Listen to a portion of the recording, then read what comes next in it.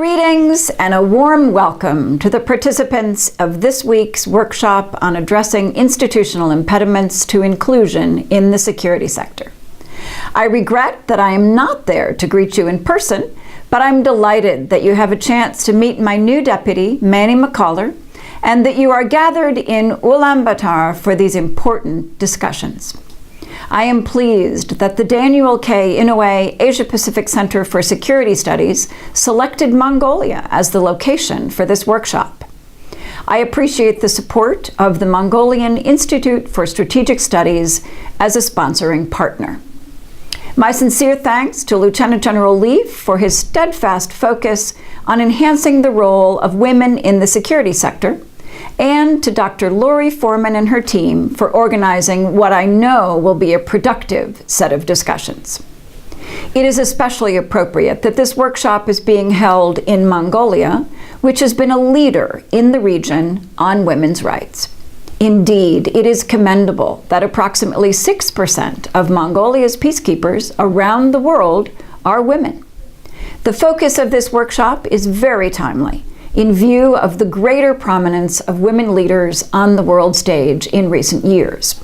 UK Prime Minister Theresa May, German Chancellor Angela Merkel, Korean President Park, Burma's Aung San Suu Kyi, and presidential candidate Hillary Clinton in the United States.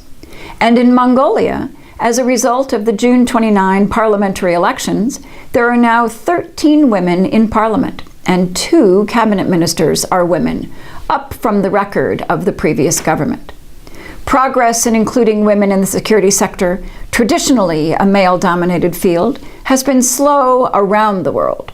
But just as we have seen in other sectors previously dominated by men, medicine, law, government, when given the opportunity, women can and do excel. From a U.S. perspective, inclusion is not about quotas, which may be a useful tool in the short run, but rather ensuring equality of opportunity.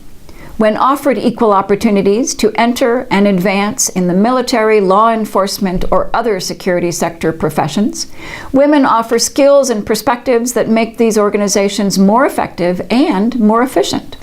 It was in recognition of this that the United Nations in 2000 issued Resolution 1325, which highlights the pivotal role women should and do play in conflict management, conflict resolution, and sustainable peace. This is why this workshop is so important.